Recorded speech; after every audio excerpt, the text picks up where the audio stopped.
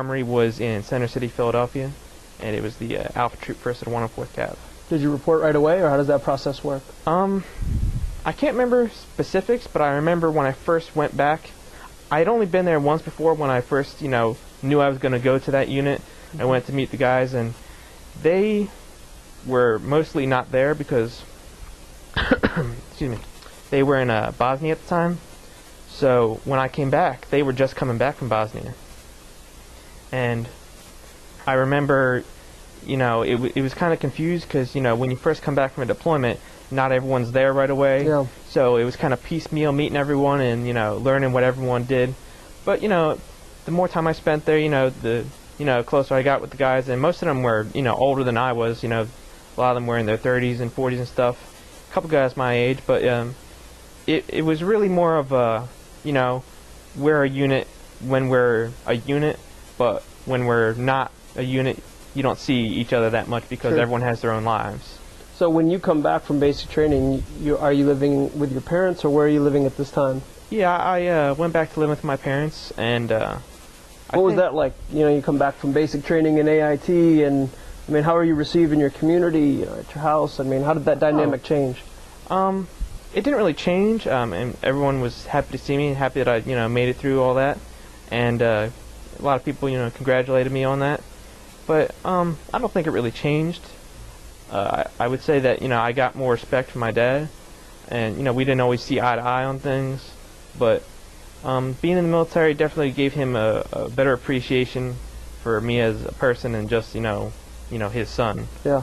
But it was all right living with them. How about your community? Certainly you're a different person at this time, but your friends and... Well, the catch of it was that most of the people I went to high school, had either, gone on and started college already, Mm-hmm. or moved to other places to start their business careers. So, I keep in touch with my friends from those days on, things like Facebook, but I don't see them that often because, everyone has gone on to other things, and I'm pretty far, down on the totem pole as far as finishing college. But, that's what happens when you deploy twice. Yeah. And, that's probably the hardest thing about it is, everyone that I know kind of just sort of like moves past me every time I deploy. So that's probably the hardest, thing you have to adapt to. Did you enroll in college when you got back? You reported to your unit, but what were you doing outside of the unit? I enrolled at Community College Philadelphia because I knew I wanted to go to a four-year college, but because I had the hiatus between high school and college, you needed 12 credits to transfer.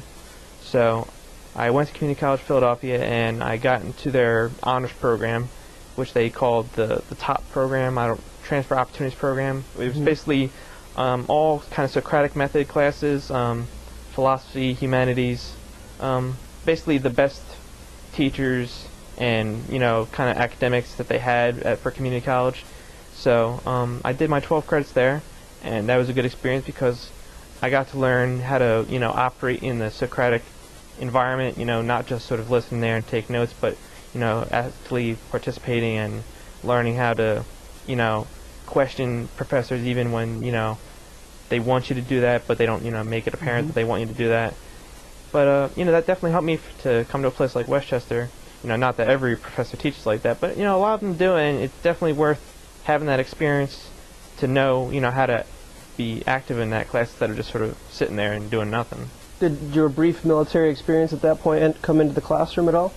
It always has, yeah. There's always some topic that comes up, and it seems like as soon as a professor knows that I'm in the military, they will turn to me when a topic comes up and they want someone to chime in from a different perspective, because I tended to always be older than everyone else in the class because my life had taken a different course, and they wanted that different perspective, and what would a person in the military think of this, or how would the military act in that kind of situation. And I tried to chime in as best I could, but yeah, definitely it changed the way I was perceived. Instead of just being another student, I was kind of this person that had other experience. Have you ever been tentative to share in classes because of your military background? No, not at all. I've actually always been very, very involved in my education, and I don't like just sitting there and not being involved. And I don't know how people do it. You know, it's to pay all that money to come and get a good education, and then you're just completely disengaged from it. Yeah. And I don't understand it, and I refuse to be that way. So I always try and participate. And you know, sometimes I'll kind of, you know, quiet myself down to try and, you know, encourage somebody else to step up a little bit. But sometimes, you know, no one will, so I'll just, you know, chime in anyway. And you're going to classes and drill once a month, and then 2 weeks a year at this point? Drill isn't so much class, it's more of just, you know, training, whether you have to go to 14-town Gap or, you know, at your home station, and doing things to keep you prepared. Job specific? Sometimes it's hard to do job specific in the National Guard because they have a limited budget, so they can't order parts as much as, you know, the active duty can. But when I deployed, I did my job every single day, all day long. You know, some days for 15-hour days. How soon after getting to your unit did you know that you were going to deploy? Actually, that came pretty quick. I was with my unit for 4 or 5 drills, and we did 1 annual training together. And it seemed right after we did that annual training, I think it was like the next drill or the drill after that, they had a formation, and they said there's 2 deployments coming up, or 1 deployment coming up, and we've got a name of people that are going. And originally I wasn't on the Alpha roster, I was on a reserve roster. So, you know, I was kind of going, you know, I'm not going to Iraq. And it seemed like the next day I got a call, no, by the way, you're on the Alpha roster now. So that was an interesting, you know, explanation to my parents. So, you know, Mom, Dad, I'm going to Iraq, and they weren't happy about it at first, you know, especially because that was kind of, back in 2005, that was like the highlight of the violence in the Al Anbar province. So, and when we found out that's where we were going, I didn't even tell them that. I was like, yeah, I'm just going to leave that part out, and they don't need to know that. So they encouraged you to join the military, but then when you were going to deploy, they weren't as excited?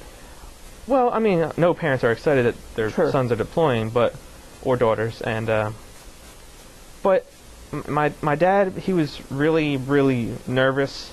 I mean, not that my mom wasn't, but he had like this pang of guilt, I guess, because he had pushed both his sons to join the military, and now both of us were going to be in Iraq at the exact same time. My brother was only there for 6 months because he was an officer and he had a different, you know, job, but I was deployed for 1.5 years, 6 months training, and then 1 year deployment.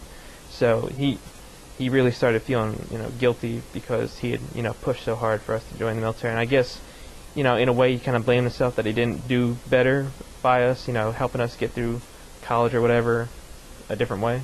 Did he ever say that to you, or is that what you draw from the way he acted? My father didn't say anything that would have, you know, expressed some kind of emotion, so I kind of had to make my own conclusions about a lot of things.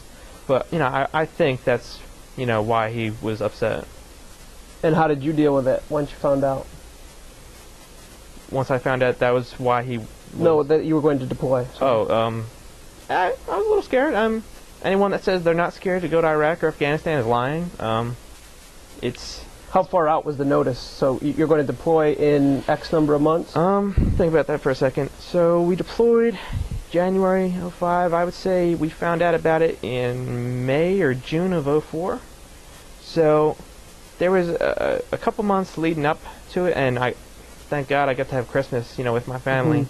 And that was, you know, a really emotional time because everyone knew that, you know, like days away was the deployment.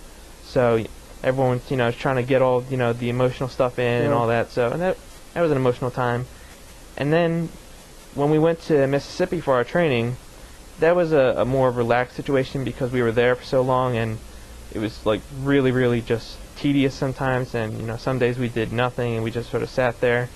But it was kind of made better by the fact that our chain of command let us go off post during the weekend, and it was kind of a, you know, we'll see you on Monday, just be here for formation kind of a thing. So that, you know, gave my unit, at least, I don't know about other units that were going with us, but my unit got to do that. Yeah. And that gave us, you know, that relief that we needed every week of, you know, this 6 months to just, you know, get the stress out. Did you watch the news more or less, or? I've never been a big news watcher. I really can't stand how they just sort of omit things or, you know, change things to their liking, so I don't watch the news that much. But I do remember when we left and when we came back, they had us on there, you know, these people are going to such and such a place at such and such a time. And, you know, it felt good to be recognized that, you know,